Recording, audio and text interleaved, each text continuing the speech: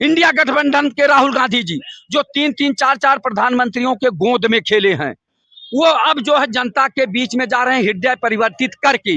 मैं भी कभी नहीं सोचता था कि राहुल गांधी जी में इतना बड़ा परिवर्तन होगा।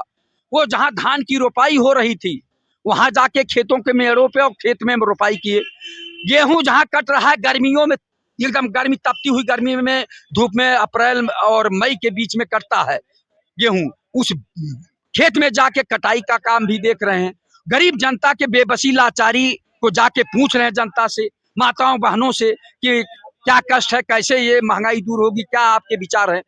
तो जनता का रुझान, उन्होंने भारत जोड़ो यात्रा के माध्यम से जनता से मिलने का काम किया, गरीब जनता, बेबस लाचार जनता से मिलने का काम किया। अब जनता का रुझान उनकी तरफ बढ़ रहा है और जनता उनसे डायरेक्ट रूबरू हो रही है, जनता उनकी तरफ आकर्षित हो रही है। एक तो 3-3 प्रधानमंत्रियों को गोद में खेला हुआ इंसान, उनका हृदय इतना बड़ा परिवर्तित हो गया। और एक चाय बेचने वाले का बेटा वो शहंशाह हो गया, वो शहंशाही की बात करने लगा। सुनते पता नहीं लाखों हजार करोड़ का कोई एक हवाई जहाज खरीद लिए हैं। अरे भाई, और भी तो चलता ना हवाई जहाज, तो जो पहले चल रहा था चलता।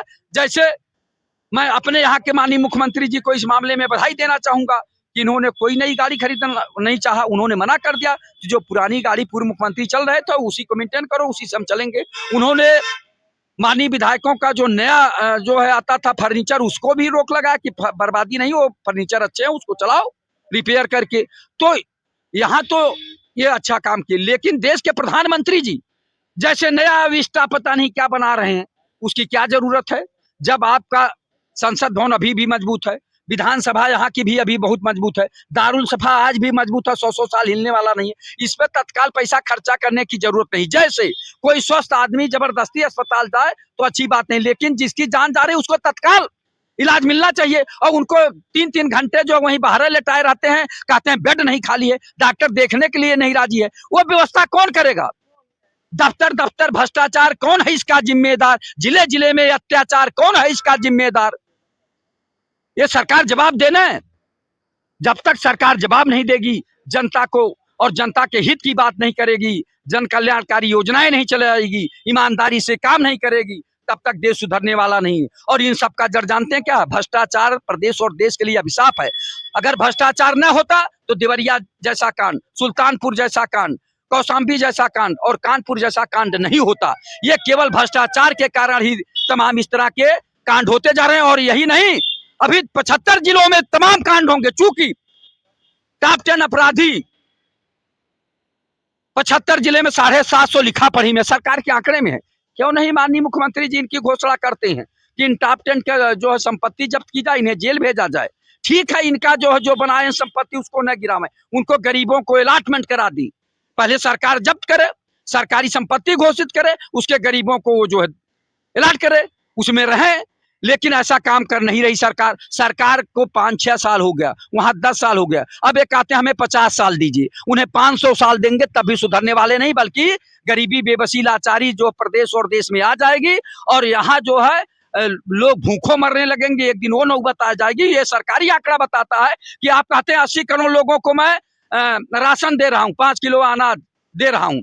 आप ये बताइए, ये आंकड़े बताते हैं कि आपके देश में अभी भी 80 करोड़ लोग गरीबी रेखा से नीचे है।